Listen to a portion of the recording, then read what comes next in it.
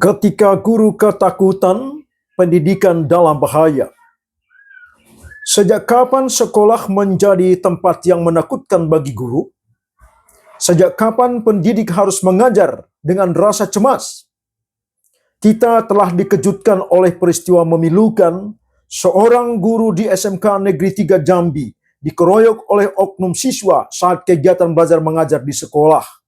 Peristiwa ini bukan sekedar insiden kriminal biasa, ia adalah tanda zaman. Tanda bahwa ada sesuatu yang sangat keliru sedang terjadi dalam dunia pendidikan kita. Ketika seorang guru yang seharusnya dihormati sebagai pendidik justru menjadi korban kekerasan, kita harus bertanya dengan jujur, apa yang sedang terjadi dengan sekolah kita? Pertama, sekolah menjadi ruang kecemasan. Sekolah pada hakikatnya adalah ruang pembentukan manusia. Di sanalah nilai diajarkan, moral dibiasakan, dan disiplin ditanamkan. Namun hari ini, ketika hukum masuk pintu sekolah, banyak guru hidup dalam ketakutan. Takut menegur, takut mendisiplinkan, takut mendidik secara utuh.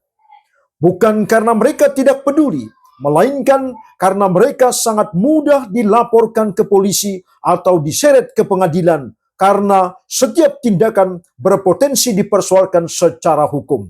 Guru rawan dikriminalisasi.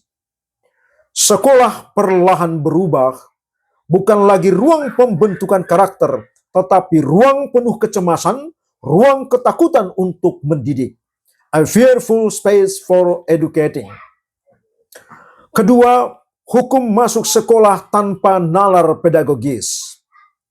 Benar, kita telah memiliki Undang-Undang Perlindungan Anak, yakni Undang-Undang Nomor 23 Tahun 2002 dan perubahannya pada Undang-Undang Nomor 35 Tahun 2014.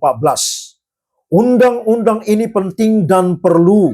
Anak harus dilindungi dari kekerasan dan itu tidak bisa ditawar-tawar. Namun masalah muncul ketika hukum masuk pintu pendidikan tanpa memahami logika dan etika pedagogis. Ketika setiap ketegasan mendidik langsung dicap sebagai kekerasan. Ketika relasi mendidik dipersempit menjadi relasi pelaku korban. Ketika hukum membaca sekolah sebagai arena konflik, bukan ruang pembentuk karakter dan martabat manusia. Pada titik inilah, hukum tidak lagi melindungi pendidikan dan justru berubah menjadi instrumen pembatas, pengekang, bahkan pembungkam pendidikan. Di sini telah terjadi distorsi fungsi hukum. The law no longer function as it was meant to serve. Hukum telah menyimpang dari tujuan pembentukannya.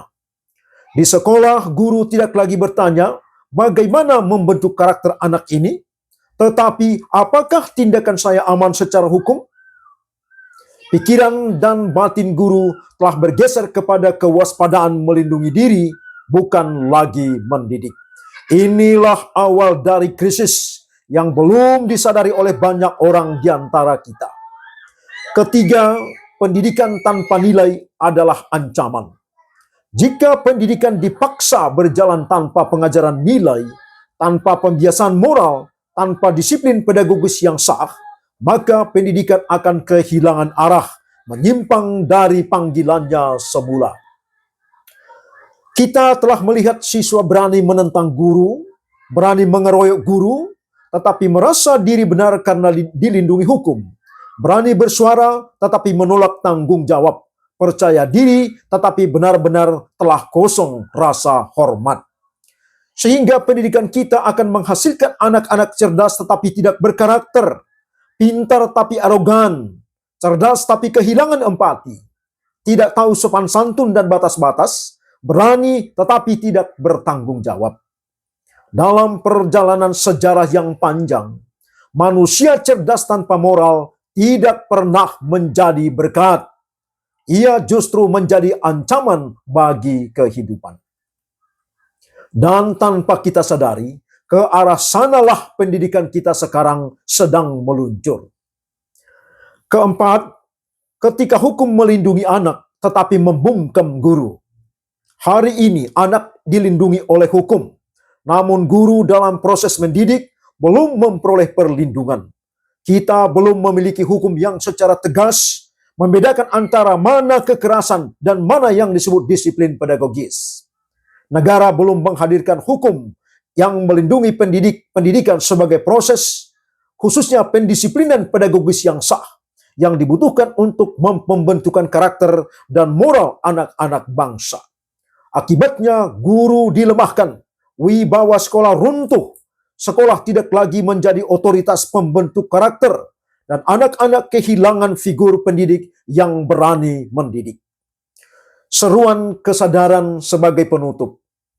Video ini bukan pembelaan membabi buta terhadap guru, dan juga bukan penolakan terhadap perlindungan anak. Ini adalah seruan kesadaran. Sudah saatnya bangsa ini memiliki undang-undang perlindungan pendidikan atau undang-undang perlindungan proses pendisiplinan pedagogis yang berdiri selaras dengan undang-undang perlindungan anak. Pendidikan yang sehat tidak mungkin tumbuh tanpa perlindungan, dan perlindungan yang bijak tidak mungkin dirumuskan tanpa pemahaman pendidikan.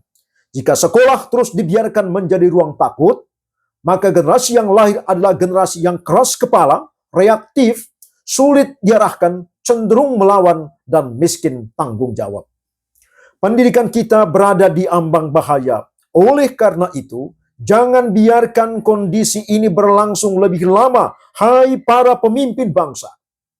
Ketika suatu negara gagal melindungi proses pendidik, sesungguhnya negara itu sedang merancang kehancuran karakter generasinya. Suatu krisis laten berbahaya yang pasti akan meledak di masa datang. Terima kasih.